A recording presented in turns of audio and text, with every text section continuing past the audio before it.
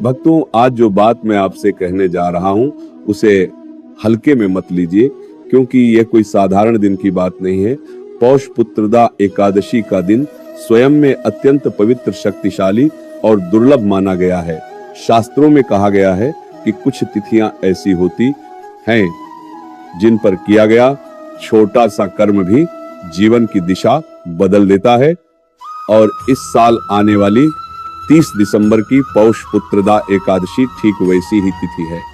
भक्तों, मैं आपको साफ साफ कह दूं, इस दिन आप चाहे तो पूजा पाठ ना करें, व्रत ना रखें, लंबी विधि विधान की तैयारी ना भी करें, लेकिन इस एकादशी के दिन एक विशेष चीज यदि आप श्रद्धा से खा लेते हैं तो भगवान विष्णु और माता लक्ष्मी की कृपा इतनी प्रबल हो जाती है कि जीवन में धन का प्रवाह रुकता नहीं है।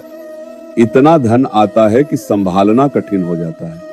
आने वाले समय में गरीबी अपने आप जीवन से बाहर निकलने लगती है। भक्तों, आपको विश्वास ना हो तो भी कोई बात नहीं, 30 दिसंबर पौष पुत्रदा एकादशी के दिन इस बात को आजमा कर देख लेना। क्या पता केवल एक सही चीज खाने मात्र से आपकी वर्षों की आर्थिक परेशानी दूर हो जाए। आगे मानना ना मानना आपकी इच्छा है, लेकिन अवसर बार बार नहीं आता। भक्तों, शास्त्रों में बताया गया है कि 30 दिसंबर की पौष पुत्रदा एकादशी एक दुर्लभ संयोग में पड़ रही है। ऐसा संयोग पूरे 50 वर्षों के बाद बनता है और इसी समय कुंभ का प्रभाव भी चल रहा है। ऐसे में इस एकादशी का महत्व सामान्य नहीं रह जाता, बल्कि कई गुना बढ़ जाता है। यही कारण है कि हिंदू धर्म में इस दिन को अत्यंत श्रेष्ठ माना गया है। पूज्य गुरुजनों का स्पष्ट कहना है कि पौष पुत्रदा एकादशी के दिन यदि व्यक्ति सही नियम से एक शुभ वस्तु का सेवन कर ले तो भगवान विष्णु स्वयं उसके जीवन की आर्थिक दिशा बदल देते हैं। माता लक्ष्मी उस घर की ओर आकर्षित होने लगती हैं और जहां वे एक बार प्रवेश कर जाती है वहां भाव टिक नहीं पाता भक्तों। लेकिन जितना जरूरी ये जानना है कि क्या खाना चाहिए, उतना ही जरूरी ये समझना भी है कि कौन सी चीज इस दिन भूलकर भी घर में नहीं बनानी चाहिए, क्योंकि शास्त्रों में स्पष्ट चेतावनी दी गई है कि यदि पौष पुत्रदा एकादशी के दिन एक विशेष प्रकार का भोजन घर में बना या खा लिया गया तो उसका असर केवल उसी दिन नहीं बल्कि पूरे वर्ष दिखाई देता है।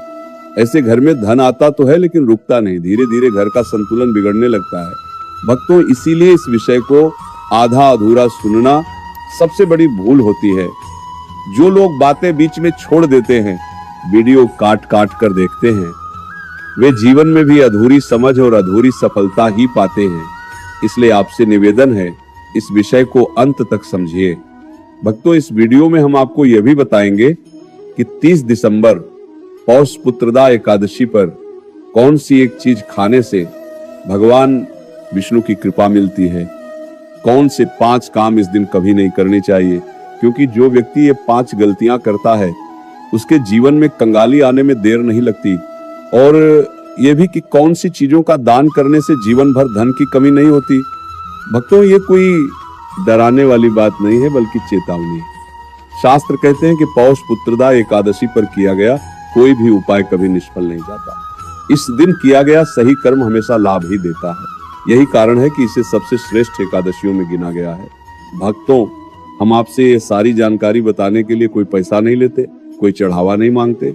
ये ज्ञान निस्वार्थ भाव से आपके जीवन के भले के लिए दिया जा रहा है। इसीलिए इसे गंभीरता से ले, क्योंकि हो सकता है यही वो अवसर हो जो आपकी आर्थिक स्थिति को हमेशा के लिए बदल दे। याद रखिए भक्तों, 50 वर्षों बाद ऐसा शुभ समय दोबारा नहीं आता और पौष पुत्रदा एकादशी के दिन की गई छोटी सी सही बात भी जीवन में बड़ा परिवर्तन ला सकती है। भक्तों, अब हम आपको पौष पुत्रदा एकादशी की विस्तृत और सही जानकारी देने जा रहे हैं। हर बार की तरह इस बार यानी साल 2025 में भी तिथियों को लेकर थोड़ा असमंजस है। लोगों के मन में कंफ्यूजन बना हुआ है कि ये व्रत किस दिन रखा जाएगा, 30 दिसंबर को या 31 दिसंबर को।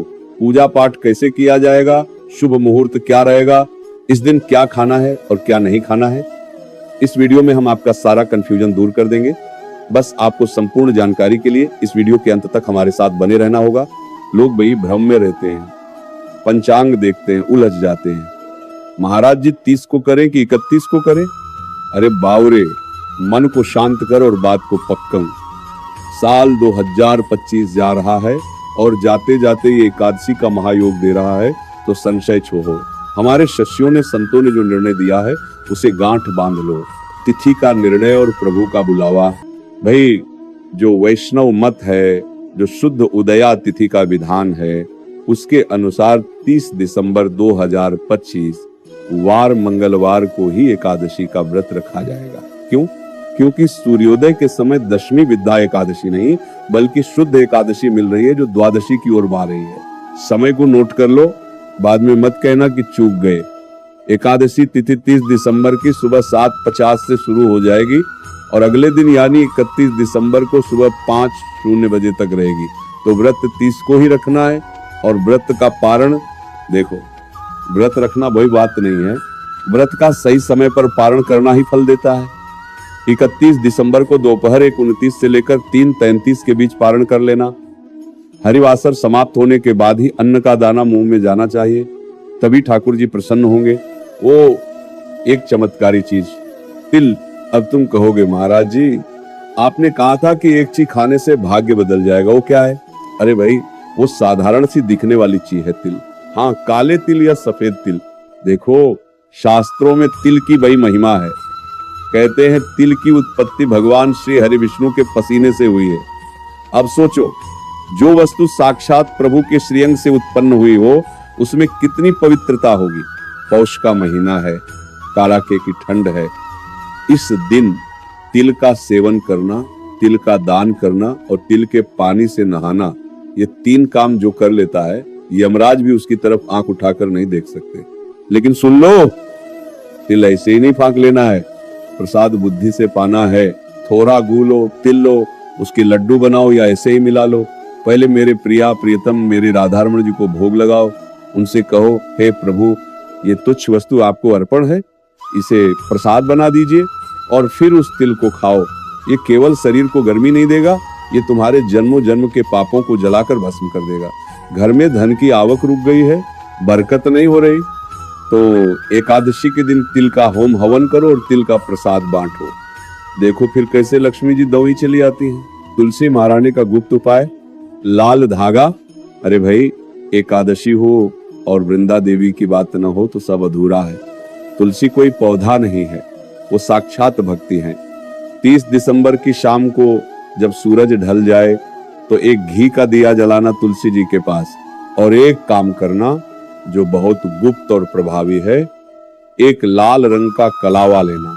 अपने मन की जो भी पिया है, कर्ज है, बीमारी है या संतान की चिंता है, वो मन ही मन बोलकर तुलसी माता के तने पर या किसी मजबूत डाली पर 3 गांठ लगा देना। बोलना, हे वृंदा मैया, आप तो हरि की पटरानी हो, मेरी ये अर्जी ठाकुर जी तक पहुंचा दो। विश्वास मानो, जिस घर में तुलसी की ऐसी सेवा होती है, वहां स्वयं नारायण पहरा देते हैं। जब काम बन जाए तो बाद में उस धागे को खोलकर बहते जल में प्रवाहित कर देना। लेकिन याद रहे, एकादशी के दिन तुलसी के पत्ते मत तोड़ना, पाप लगेगा। जो करना है एक दिन पहले कर लो, क्या खाएं और क्या नहीं। अब जरा कान खोलकर सुन लो कि रसोई में क्या नहीं होना चाहिए। अरे भाई, तुम व्रत नहीं भी रख रहे तब भी उस दिन चावल मत बनाना। शास्त्र चीख चीख कर कहते हैं कि एकादशी के दिन चावल में पाप पुरुष का वास होता है। चावल खाया मतलब समझो कि ये मकोए खा लिए, बुद्धि भ्रष्ट हो जाएगी, मन चंचल हो जाएगा। और सुनिए, घर में प्याज लहसुन का छौंक भी नहीं लगना चाहिए। ये तामसिक भोजन है, राक्षसी प्रवृत्ति व्याता है। जिस दिन हरि का दिन हो उस दिन तो कम से कम सात्विक रहो। बैंगन मत खाना, मसूर की दाल मत बनाना, ये सब निषिद्ध है। तो क्या खाएं? अरे ठाकुर जी ने कितने फल दिए हैं, आलू, शकरकंद, दूध, दही, फल, ये सब पाकर भजन करो। सेंधा नमक खा लो अगर नहीं रह जाता, पर भाई जिह्वा के स्वाद के लिए व्रत खंडित मत करना।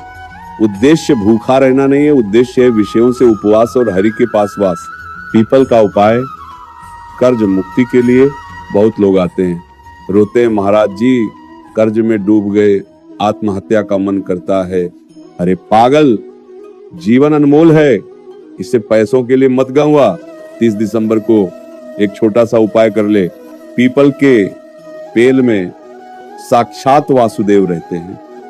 एक लोटा जल ले, उसमें थोहा कच्चा दूध, थोही चीनी डाल, पीपल की जत्स में चचा दे और फिर एक पीला धागा लेकर पीपल की 11 या 21 परिक्रमा कर। हर परिक्रमा में कहो नमो भगवते वासुदेवाय। बस इतना ही करना है। तेरी जो दरिद्रता है, जो कर्ज का पहाड़ है, वो मेरे गोविंद की कृपा से रुई की तरह उग जाएगा। पर श्रद्धा रखना, बिना विश्वास के तो भगवान भी पत्थर की मूर्त है। दान की महिमा क्या दें? पुत्रदा एकादशी है, देने का भाव रखो। पौष का महीना है, ठंड बहुत है कि सी ठिठुरते हुए गरीब को, किसी साधु को ऊनी वस्त्र कंबल स्वेटर का दान कर दो। अरे तुम एक कंबल दोगे, मेरा ठाकुर तुम्हें 1000 गुना करके लौटाएगा। ये प्रकृति का नियम है। और अगर सामर्थ्य हो तो तिल का दान करो, विद्या का दान करो। राशि अनुसार उपाय देखो। वैसे तो नाम जाप से बड़ा कोई उपाय नहीं, फिर भी ग्रहों की शांति के लिए सुन लो। जिनकी मेष, सिंह या धनु राशि है, वो ठाकुर जी को गो का भोग लगाए। वृषभ, कन्या, मकर वाले तुलसी जी की सेवा करें। सफेद फूल चचाएं। मिथुन, तुला, कुंभ वाले तिल का दान करें, बहुत शुभ रहेगा। कर्क, वृश्चिक, मीन वाले नारायण कवच का पाठ करें या केवल श्रीमन नारायण जपे। अंतिम निवेदन, नाम जपो और मस्त रहो। अंत में बस इतना कहूंगा, पाप सबसे हो जाते हैं, हम कलयुगी जीव हैं, लेकिन एकादशी वो साबुन है जो आत्मा के मैल को धो देती है। अगर शरीर साथ नहीं देता, बीमारी है, दवाई चल रही है, तो निर्जल व्रत मत रखो। खा पी कर करो, पर मन का व्रत जरूर रखना। मन का व्रत मतलब उस दिन किसी की निंदा मत करना, झूठ मत बोलना, क्रोध मत करना। साल 2025 का ये अंतिम पचाव और नए साल की आहट, इसे व्यर्थ मत जाने दो। 50 साल बाद ऐसा संयोग बना है, राधा रानी की कृपा बरस रही है। अपनी झोली फैला लो, मेरी बात मान लो। 30 दिसंबर को घर में कीर्तन करना, श्री कृष्ण गोविंद हरे मुरारी गाना। देखना कैसे तुम्हारा घर बैकुंठ बन जाता है। अगर बात समझ में आई हो और दिल में ठाकुर जी के लिए प्रेम जागा हो तो कमेंट में कंजूसी मत करना, प्रेम से लिखो राधे राधे, जय श्री हरि। और हाँ, ये जानकारी अपने सगे संबंधियों को भी भेज देना। क्या पता तुम्हारे एक शेयर से किसी का अटका हुआ काम बन जाए तो उसका पुण्य तुम्हें ही मिलेगा। जाओ, लाडली जी और ठाकुर जी की कृपा तुम सब पर बनी रहे। खूब भजन करो, खूब नाम जपो। जय जय श्री राधे।